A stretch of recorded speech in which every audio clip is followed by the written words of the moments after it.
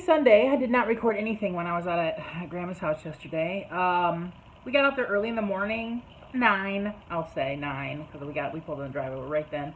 We were the first ones there, and Ashley and I started boxing things up. And Dale was hey Dale, go throw this away, because there's we had a big dumpster brought, a 10-yard dumpster, which I'm glad we got the 10-yard one, because they had one that was an 8-yard one, but it wouldn't have been, they might not have been available to deliver. And for like $25 more, we could get the $10 one with a guarantee. And we put a lot of crap in that dumpster. So Dale was our go throw this in the dumpster guy. And we had all kinds of crap. It took us till about noon to do the majority of it, and then Dale grilled. Well, he just grills high and fast, and those poor hamburgers, they were crispy around the edges. I'm like, Dale, you need to turn it down a little bit and cook them a little slower. He's like, I just wanted to get them done fast. They were like I told him. He goes, how are they? And I'm like, they're okay, but when they're crunchy around the edges. And even he said, and his mom, my Aunt Kathy, loves them like that too. She likes them well done. And even Dale's like, yeah, I don't like them that done either. I'm like, why didn't you do some on high and some kind of low and slow? But as my dad would say, it will make a turd. And then after we get done eating, we put all the food away, and then we got out some totes of stuff like personal papers, things to sort through. We found address books and like cheat sheets. She would have cardboard cutouts of like our number, Jeff's number, all the same people. And she must have them in all different rooms, because I don't know how many different sheets of all the same numbers, all the same people. I don't know how, there were so many. And so my aunt took some stuff that's going to go in the burn pile, because there's some stuff with some personal information and things. Then we went through a total, what we thought was all pictures, but there was just pictures on top, and then we found a bunch of old telephones. I'm like, man, Grandma had a lot of old telephones. Like the old, plug in your house that hardly anybody has it. When we were there one weekend, I think it was the second weekend that we were there, a lady with a little girl, maybe 5 or 6, there was a telephone on the table. We threw all the rest of them away. They were just, she goes, what is that? She had no idea what a house phone is, because all she'd ever saw was a cell phone, so it was funny. But, so we have everything boxed up and ready to roll.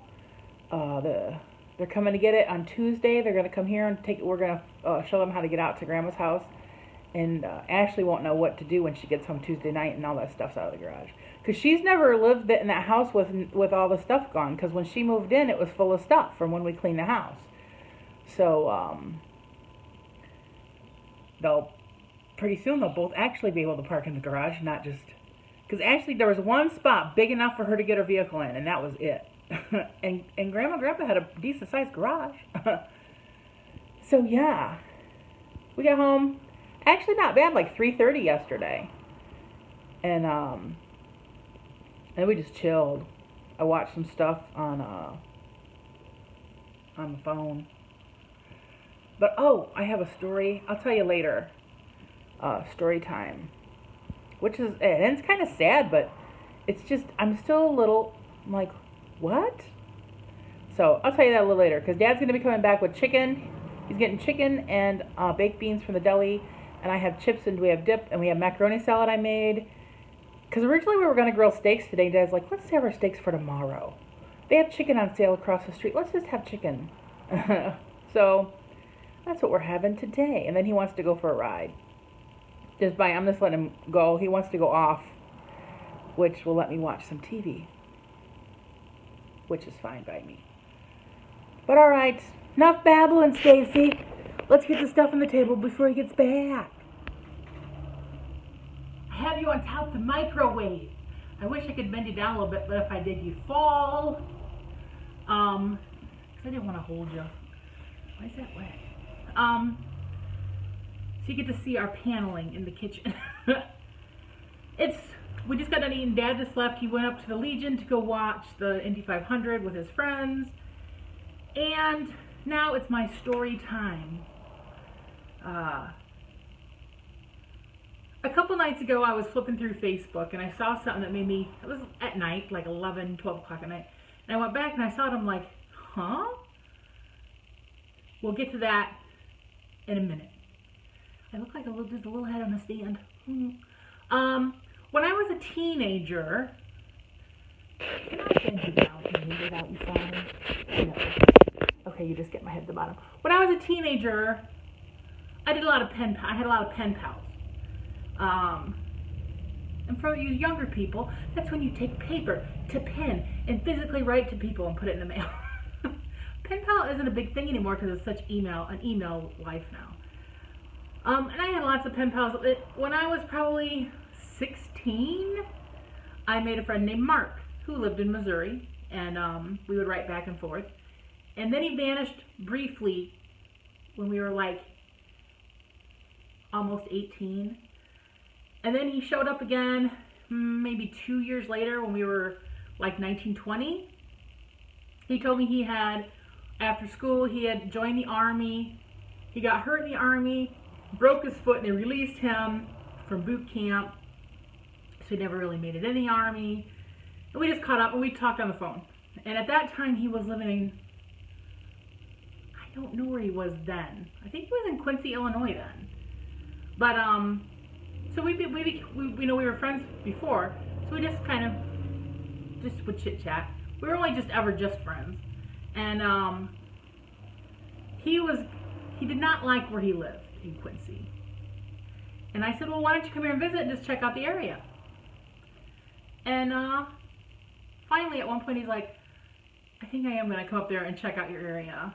He wanted to get away from the atmosphere he was in, and he got on a bus, because I picked him up at the South End bus station, and he came here to visit for like a week, and showed him the area, and he looked around. Was it that? I think it was that week we looked for places for him. I can't remember. I can't remember if he visited once and then came back again. It was so many years ago, and but we'll say he came back a second time, and we found him a efficiency apartment in Niles. We're overlooking the river, and this big old house. There were several apartments in it, and he lived upstairs. And he started working just down the street at the nursing home. He was a nurse's aide, and he was a nurse of some sort, let's say. And he worked there for a long time. And when he first moved here, he started dating a friend of mine, my friend Melissa. And the biggest thing they had in common was neither one of them wanted kids ever. And so that didn't last very long.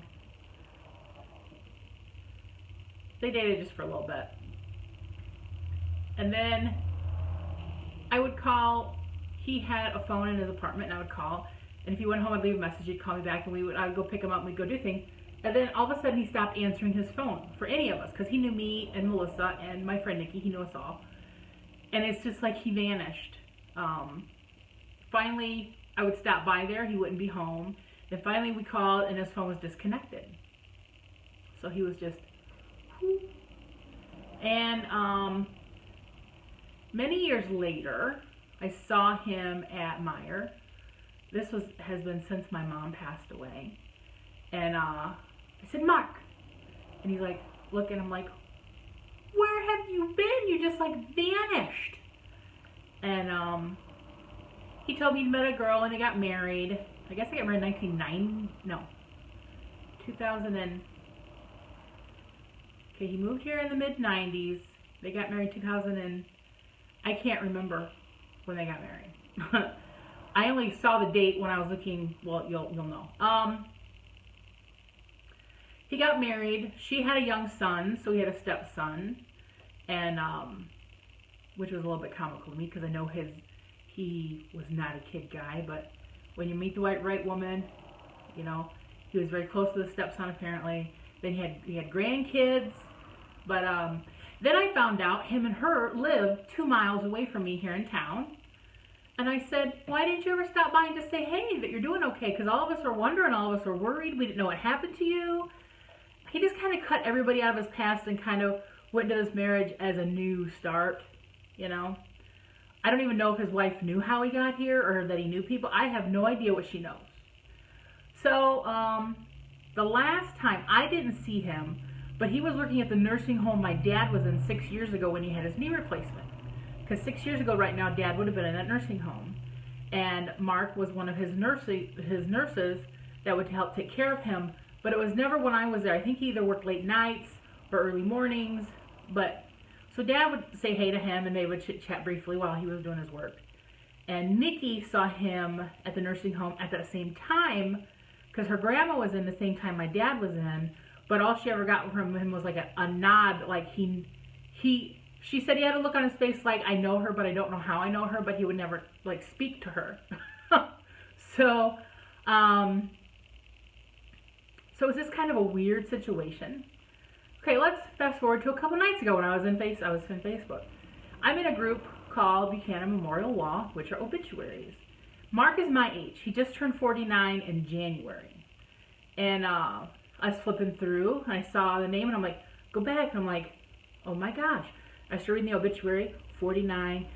I'm like, this is Mark. He passed away suddenly at home on May 27th, which probably means he either had a stroke or a heart attack. It was just crazy, and it was late. I heard my dad up. I'm like, Dad. He's like, what? I'm like, you remember Mark? And he's like, yeah. I'm like, he passed away. So then Dad's like, what? And so yeah, it listed he had his wife and the date they were married, which I can't remember, his son Perry, and then he had a couple grandkids, and it said a few things about him, how he used to work at nursing homes, and it was just odd, very odd. So that's my story time. I can't believe, it's still weird, because my friend who he dated, Melissa, she passed away. Today's actually her birthday. She would have been 48 years old today. She was a year younger than me and all the rest of us, and she died when she was 42 of colon cancer, and so she's been gone a while. We went by the cemetery yesterday. So, because I was always on the 3rd of May, and she was on the 30th of May. So we kind of bookend the month a little bit there. But yeah, it's just weird. A weird situation, just odd. I went on the funeral home page and left the story on there for his family of who I was and how we got here to Michigan. And, because I don't know if they know it. I don't know.